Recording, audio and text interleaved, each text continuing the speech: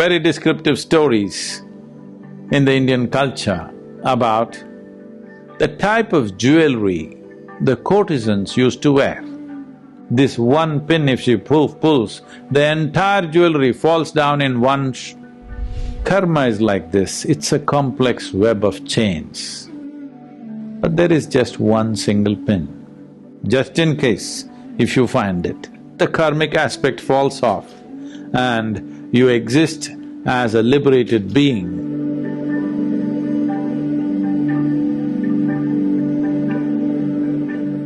Karma, probably one of the most misunderstood words.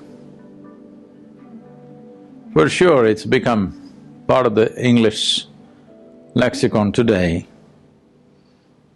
but misunderstood and misinterpreted in a million different ways.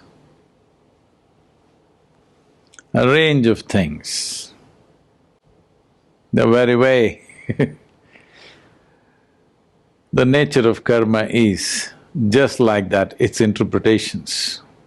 The karmic structure is a very complex mess. But there are very, very descriptive stories in the Indian culture about the type of jewelry the courtesans used to wear. That is, very famous courtesans were covered in gold and diamonds. No clothes, only jewelry covered their body. Such complex jewelry that when the men who came to them, they had no clue how to take off this jewelry because it was such a complex web of chains. Try as hard as they did, but they cannot get this jewelry off. Jewelry is beautiful, but for a man whose mind is running riot with lust, this is a barrier. So, usually she encourages him to drink and drink, little more and little more, so that he sleeps and gifts her more jewelry and goes home. But when she wants to take it off, there is just one pin normally located at where our anahata is.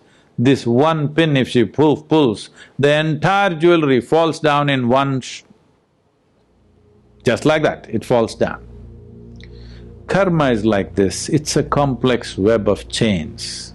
Some of them, of course, decorated with diamonds, some are ugly, some are rusted chains, but chains and chains and chains.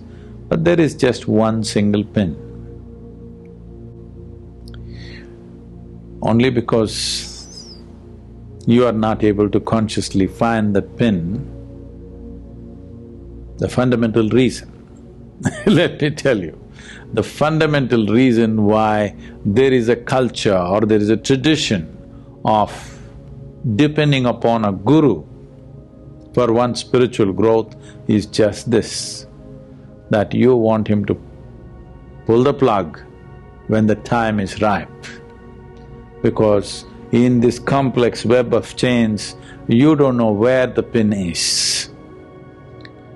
Right now, if you try to find it, you can go on a search forever and not find it. And if you find it, just in case, if you find it, you will dismantle it in such a way that you'll dismantle your very life. To dismantle it skillfully, that just the karmic aspect falls off and you exist as a liberated being, that takes lots of skill. It is for that skill that you come to your guru. It is your karma that you have to endure me. If you had figured it out yourself, you didn't have to bother about me.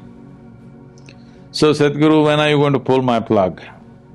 That means you're not ready yet. If you are in a state where you think your karma is a burden and you must get rid of it, you are not yet ready for it.